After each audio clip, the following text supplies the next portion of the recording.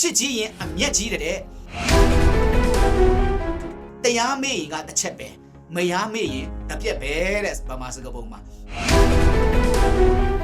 အဲ့ဒီအတွက်ကြောင့်ဒီသမှုတရားခေါ်တဲ့မေတ္တာပေါ့နော်1500အချစ်ကအဲ့ဒီလိုမျိုးအခြေအနေပေါ်ရှိနေတာဖြစ်တယ်ဒီ1500အချစ်ကိုကြည့်တဲ့သမှုတရားမေတ္တာမှာလည်းပဲမာယာဝင်ကဘာရှိတယ်နော်မာယာဝင်ကဘာကျွန်တော်သိထားဖို့ရန်လိုအပ်တယ်ဒီသမှုတရားမေတ္တာခေါ်တဲ့ဒီ1500အချစ်ရဲ့မာယာဝင်ကဘာလို့ကျွန်တော်တို့ကြည့်လိုက်တဲ့အခါမှာဥပမာလင်မယားနှစ်ယောက်ချားမှာကြည့်လို့လည်းပဲလင်ကောင်းမယားဆိုရင်တော့တပြုံးပြုံးပေါ့နော်သူ့ရဲ့လင်ကောင်းရင်တော့ဇနီးဖြစ်သူကပြုံးပန်းဝေစားပြီးမှချမ်းချမ်းမာမာနဲ့ပျော်ပျော်ရွှင်ရွှင်နဲ့နေနိုင်တယ်မယားကောင်းလင်ကြတော့လေတပြင်းပြင်းတတ်တတ်ရရနဲ့ပေါ့နော်မယားကောင်းရင်အိမ်ထောင်သူ့ရဲ့ခင်ပွန်းတဲ့ရဲ့အခြေအနေကိုကြည့်တာနဲ့သိတာပေါ့နော်ဒါပေမဲ့လည်းအဲ့ဒီသမှုတရားမြစ်တာဒီသမှုတရား1500ခေါ်တဲ့မြစ်တာပေါ့နော်ဒီမာယာထဲမှာကြည့်တဲ့ကလင်ဆိုးမယားကြတော့လေတဖားဖားပေါ့ဒီမြစ်တာကြောင့်မာယာထဲမှာ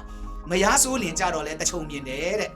ဒါကြောင့်ဒီချွင်းချက်အနေနဲ့ကောင်းရင်လည်းပဲပြက်တတ်သေးတယ်ဆိုတာကိုသဘောပေါက်နားလည်ဖို့လိုအပ်တယ်ဒီလိုပြောရင်ဒီသမှုတရားမြစ်တာကိုအထူးသဖြင့်စန့်ကျင်ဘက်အမြင်ဘက်ပြောနေခြင်းမဟုတ်ပဲနဲ့ဒီသမှုတရားမြစ်တာခေါ်တဲ့1500အချစ်ထဲမှာ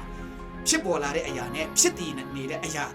နောက်ရလတ်ကိုလည်းပဲဒါကိုကြိုတင်ပြမှဖော်ပြခြင်းဖြစ်တယ်ဒါကြောင့်သမှုတရားမြစ်တာရဲ့မာယာကိုကြည့်မယ်ဆိုရင်လည်းပဲလင်ကောင်းမယားတပြုံးပြုံးတဲ့မယားကောင်းလင်ကတပြင်းပြင်းလင်ဆိုးမယားတဖားဖားမယားဆိုးလင်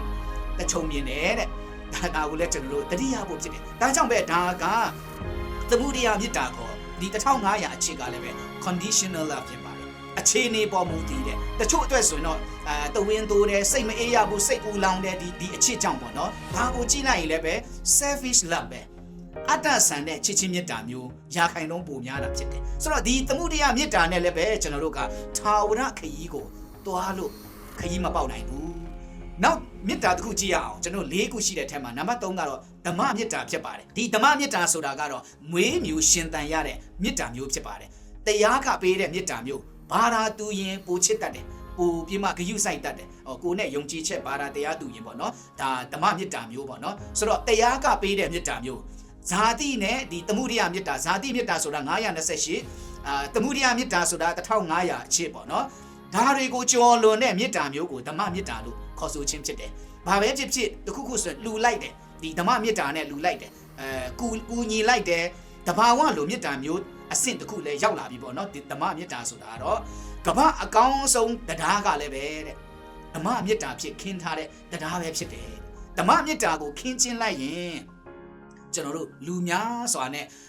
ဘာသာမတူတဲ့လူတွေဖြစ်ဖြစ်တူညီတဲ့လူတွေဖြစ်ဖြစ်နဲ့ကျွန်တော်တို့ကပေါင်းသင်းဆက်ဆံနိုင်တယ်နော်ဗုဒ္ဓဘာသာခရစ်ယာန်ဘာသာအထူးသဖြင့်အစ္စလာမ်ဟိန္ဒူရှိသမျှကိုကျွန်တော်တို့ကဒီဓမ္မမြတ်တာနဲ့တော့ခင်းချင်းလို့ကိုင်းကူးရှက်ွယ်လို့ပေါင်းကူးတရားလို့ရနိုင်ကောင်းတာဖြစ်ပါတယ်ဆိုတော့တမန်ကျမ်းစာမှာဒီဓမ္မမြတ်တာနဲ့ပတ်သက်ပြီးမှ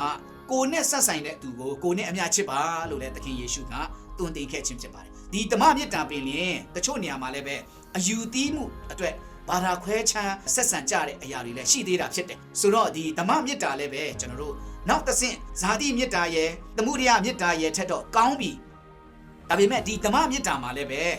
ထွေလာရောပြီးတော့နှိမ့်ချီမြင့်ချီနဲ့ရှိသေးတယ်ဆိုတာကိုတွေ့ရခြင်းဖြစ်တယ်တချို့တော့ဓမ္မမြတ်တာတော့ဓမ္မမြတ်တာပဲဒါပေမဲ့အတ္တမမြတ်တာကဲ့သို့ထားတတ်တာလည်းရှိတယ်ဒီချစ်ချင်းမြတ်တာမျိုးနဲ့လည်းပဲဒါကိုလည်းကျွန်တော်ရာခိုင်နှုန်းနဲ့ကြည့်မယ်ဆိုရင်ဓမ္မမြတ်တာမှာလည်းပဲတချို့ကမယူတတ်မပေးတတ်မစင်ချင်တတ်ရင်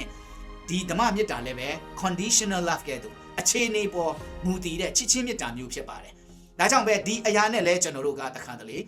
ခြာဝရကံကြမ္မာအတွက်ကျွန်တော်တို့ကိုမတွန်းပို့နိုင်ဘူးမခင်းနိုင်ဘူးဆိုတာကိုတတိယဖို့ဖြစ်တယ်